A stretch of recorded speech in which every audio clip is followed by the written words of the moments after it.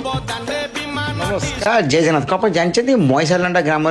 निम्बगिरी पहाड़ पर चमत्कारी लिंब गचर चमत्कारिता आज्ञा हाँ विश्वास आप गच जब कुंडेबे आपंकर चर्म रोग सहित पिलापिली न हो ना भाई मनस्कामना पूर्ण हम आपंकर चर्म रोग दूर हे और पिलापिली हम तो भाई डेरी नक आज ही जातु एंड प्रभुंकर दर्शन करूँ कारण से राधा माधव जी अच्छे मनस्कामना पूर्ण हुए एंड जब पिलापिली स्पेशल न हो गछ को दुख जना तो देखिए प्रभु निश्चित दुख हुए कारण बहुत लक्ष लक्ष लोगों लाभ अर्जन होती एंड से पिलापिली अर्जन कर तो चलती नाम यज्ञ जोटा कि 29 तारीख शेष हो जाऊँगी